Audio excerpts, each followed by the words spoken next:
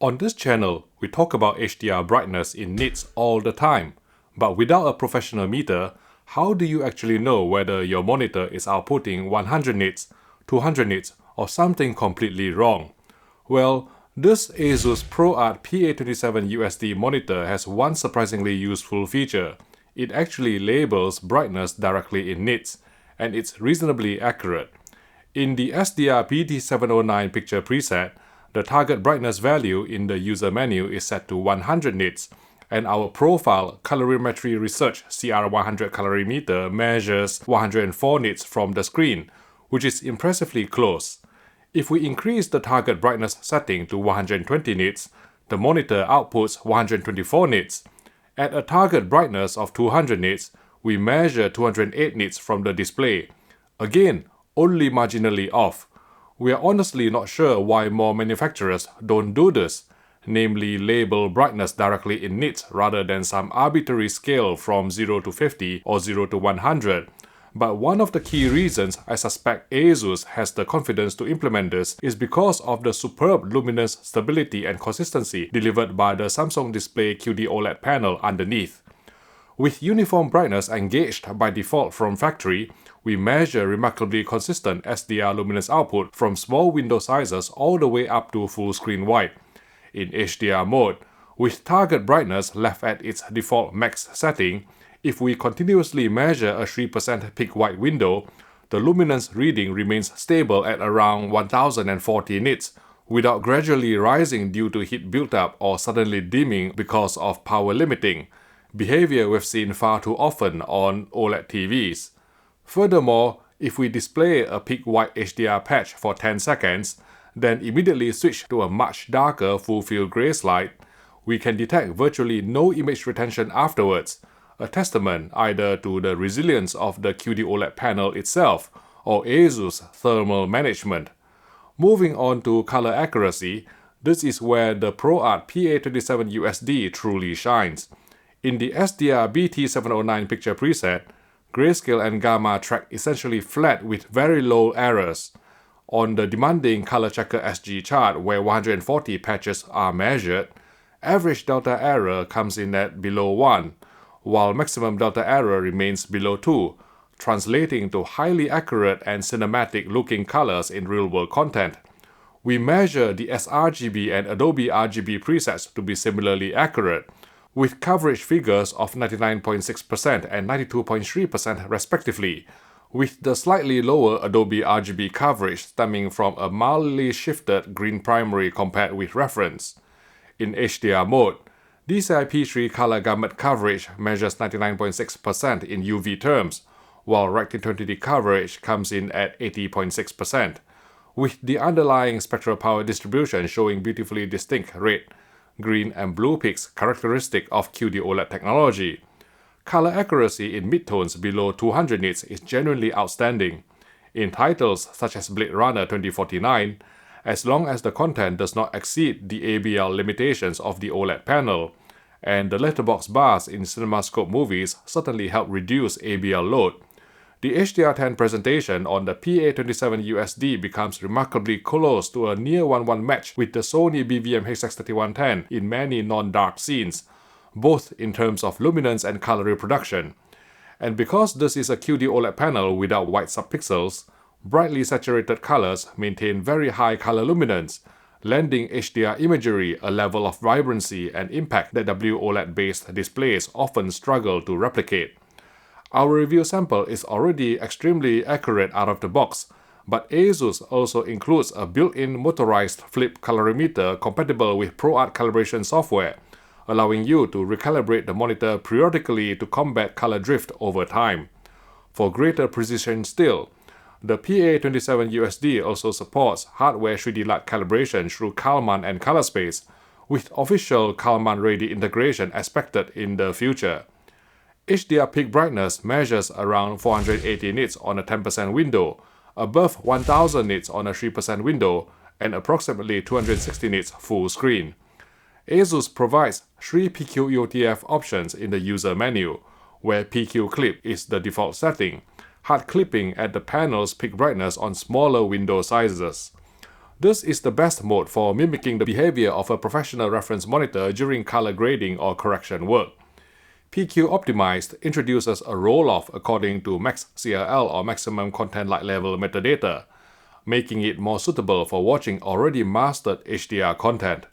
PQ Basic behaves similarly to PQ Optimized, but applies an even earlier roll-off from the ST2084 PQ reference curve. In practice, when max CLL metadata is present, moving from PQ Clip to PQ Optimized to PQ Basic preserves progressively more specular highlight detail in high-nit HDR content at the expense of overall brightness or APL. PQ EOTF tracking is accurate overall, but you do need to understand the ABL limitations inherent to a QD-OLED monitor. High APL scenes, particularly full-screen non-letterboxed content, visibly darken compared with dual-layer LCD mastering monitors such as the Sony HX3110. Besides standard HDR10, the ProArt PA27USD also supports HLG or hybrid log gamma for broadcast workflows, as well as Dolby Vision dynamic metadata format. Do note that Dolby Vision support needs to be manually enabled in the user menu, and this is the low-latency player-led implementation of Dolby Vision, rather than the standard display-led version. Thanks to OLED's pixel-level light control, there are no blooming or haloing artifacts, allowing creators to monitor and implement their artistic intent with far greater precision, although shadow detail appears marginally darker than reference.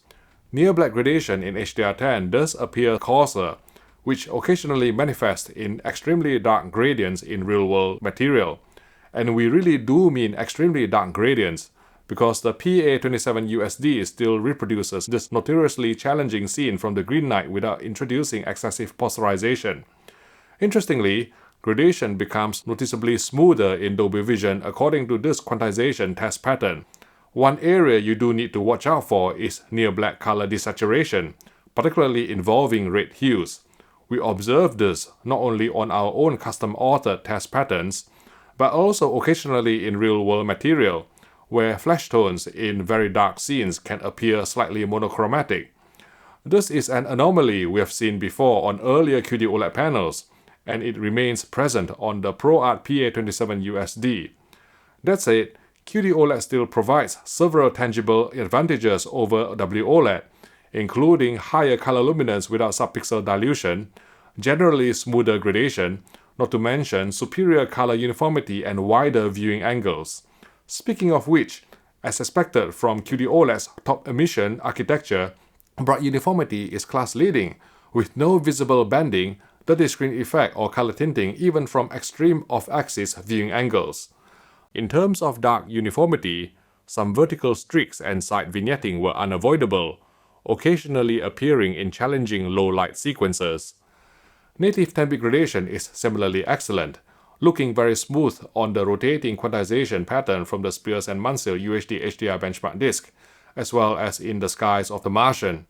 Motion handling is essentially flawless too. 24 FPS movies, 50 FPS PAL broadcast content in regions such as the UK, and 60 FPS material are all reproduced correctly without obvious judder or microstutter. For productivity use, the subpixel structure remains triangular rather than the newer vertical stripe arrangement found on 5th generation QD-OLED panels, but the sufficiently high pixel density of 166 ppi makes text fringing and color fringing largely a non-issue to our eyes.